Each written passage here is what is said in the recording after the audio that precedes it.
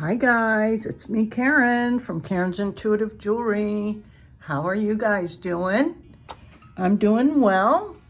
I had a request recently to make a crystal healing bracelet for a gal who suffers with migraines. And so I thought I'd share that process with you. I'm just going to make a stretch bracelet using the Stretch Magic 1 millimeter. I prefer for the added strength. I chose, there's lots of different crystals, healing crystals that aid with migraines for sure. But the three that I settled on based on some personal questions asked was lapis lazuli, which, if you know, recently I've done a couple of videos specifically featuring lapis lazuli. We've got some green aventurine here and some rose quartz. I happen to have these cool rectangular drilled beads that I thought I'd use one of the rose quartz, that's a rose quartz, as the focal, and then these are 10 millimeter beads of the rose quartz, and then the rest is 6 millimeter. And I had these silver spacer beads I thought I'd use to help accent these a little bit. And this beading board is very clever and very helpful. It's got millimeter markings, it's got centimeter markings, inch markings, 3 ridged areas, compartments for all kinds of stuff. So comes in quite handy if you don't have one, and they're inexpensive. So I'd highly recommend getting that.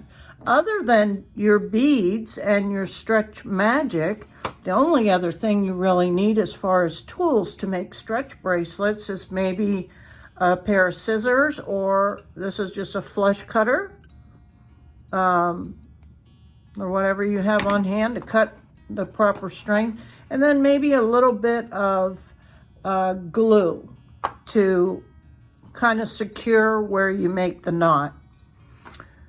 So we're going to start off. I usually, if you're making like a 6.5, 7-inch bracelet, you always want a little bit more than what you need, because you need a little, extra length to hold on to the ends really well. So I usually take, at least 10 inches. I'll do 11 inches this time. Cut that off. First thing you really want to do is you stretch this cord out really well, because early on in the day, my problem with creating stretch bracelets were that they always seemed to either break or they would stretch out. So if you pre-stretch it, hello, that's not going to happen, okay? Now there are little things called bead buddies, and I couldn't find mine because it's little.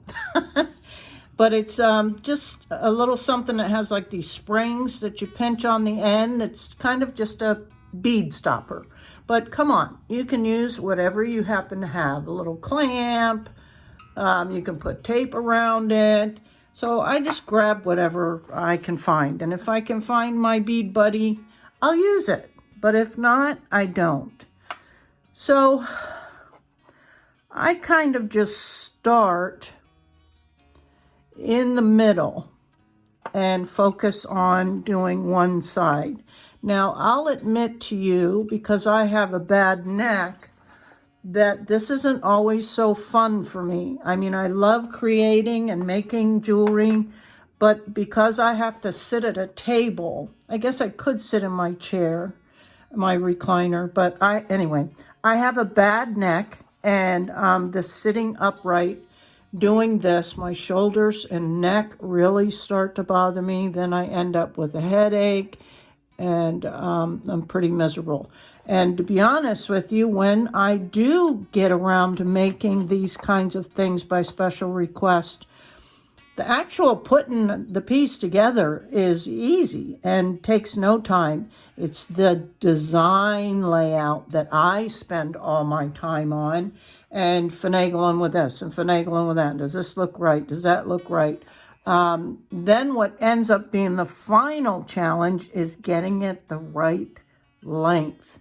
Because I do for my wrist, which I would say is an average 6.5 or so, but a lot of people have kind of a smaller wrist. So when I'm making for other people, I try to go to where it's a little bit tight on me.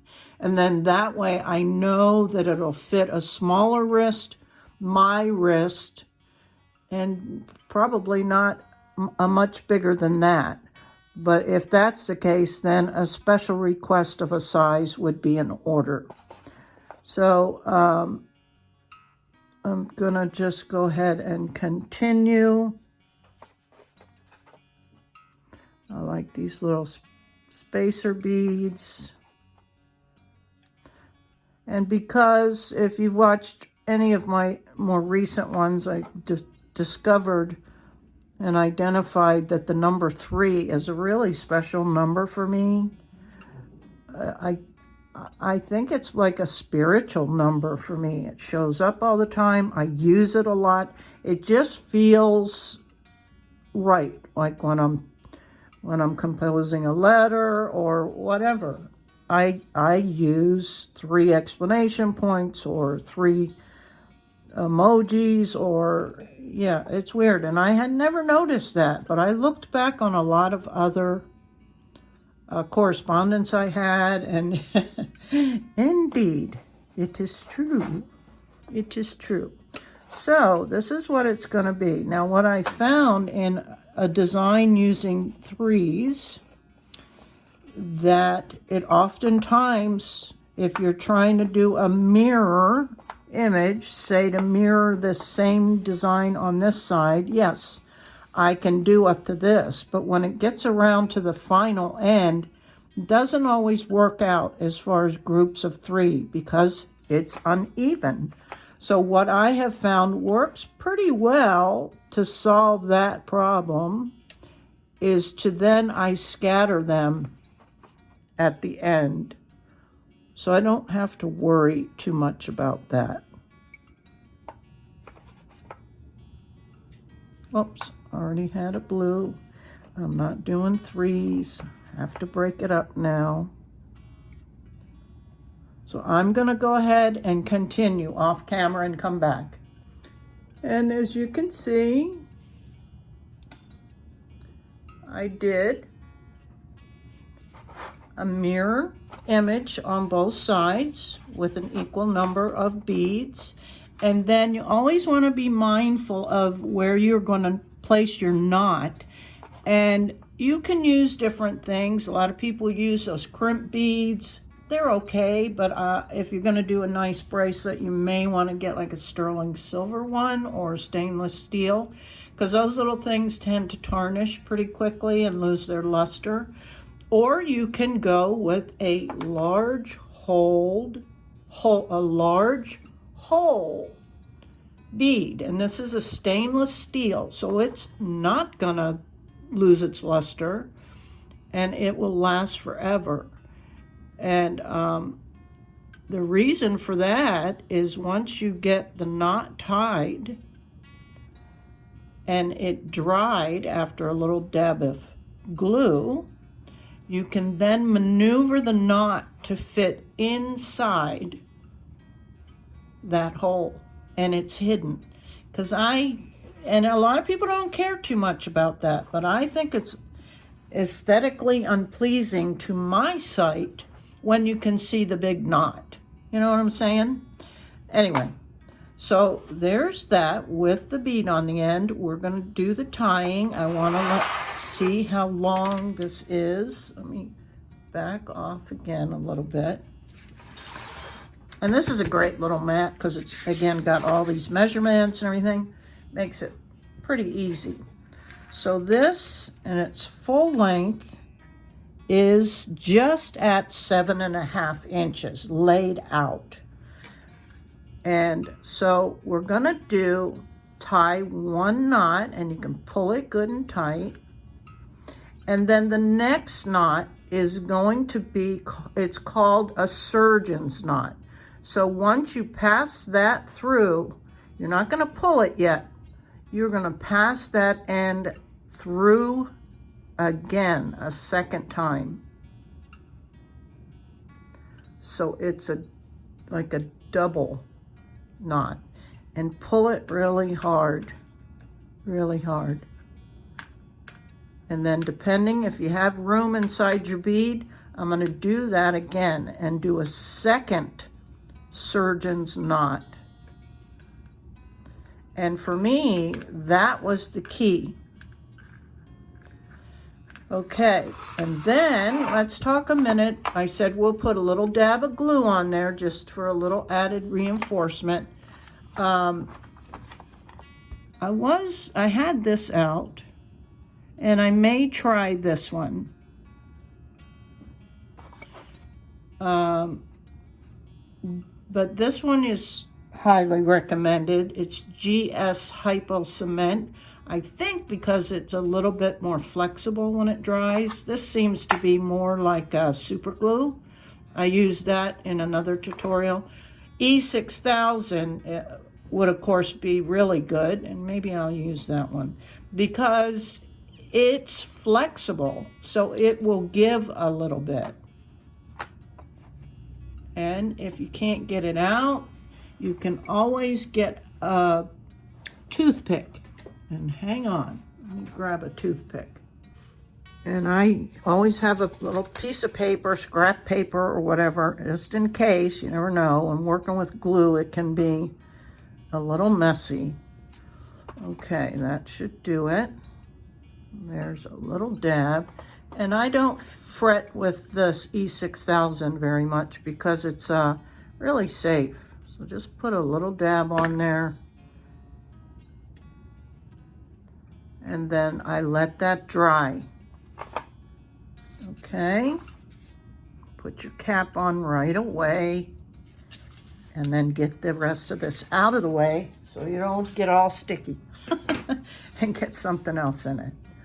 So there you have it. And it's as easy as that. And the finished product here, you can see it's dried. And the knot is hidden deep inside that bead. If you didn't know, the best way to put on and take off stretch jewelry is to roll it. A lot of people just yank it off, and that's when you have a tendency to break your pieces. So always roll it off, roll it on. Cute, isn't it? I love it, and I'm gonna make myself one. Again, I don't suffer with migraine, but these gemstones have other benefits, and this combination in particular would be beneficial for lots of things. Let's review again. The lapis lazuli alleviates pain, and especially migraines.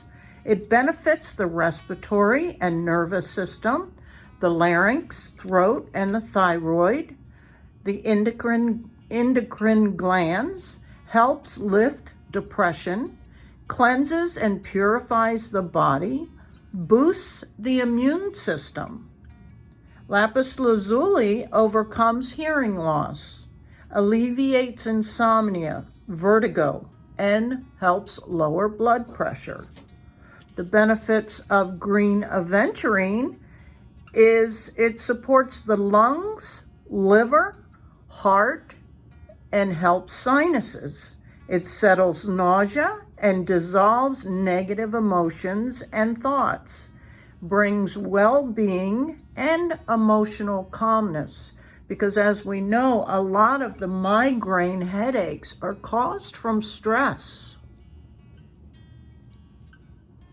Rose quartz helps prevent thrombosis and heart attacks, ensures the heart muscles are smooth and strong, improves the circulatory system, supports pregnancy. So this is beneficial for a specific condition such as migraines because of all the benefits combined, but it's also good for other things. So if you or maybe a friend you're looking to order something like this for suffers with one particular condition yet has other symptoms, then that's what I really enjoy, is to research and discover combinations of stones. Now, it's much easier to put those kinds of healing benefits into a bracelet or earrings. And I have made certain pendants using wire for pendants. Did I repeat myself? I'm sorry, because I'm trying to think and plan my thoughts. But what I was going to say is a lot of the pendants, like just with one particular, say, cabochon, it may not cover all of the symptoms that you're looking to have. So it can be a little bit more challenging. But if you watched any of my, or let's see, I really have only done 2 of these, I guess, the creating healing health treatment plans. It takes quite a bit of research, but you can find, say if you have heart problems and high blood pressure, you can find one particular crystal that can help with both those conditions. But in some cases, the point I'm trying to make is it's oftentimes easier to put a multi-health benefit plan together in a bracelet form. So I hope you guys enjoyed this short little tutorial on creating a bracelet to support migraines. Until next time, guys, bye.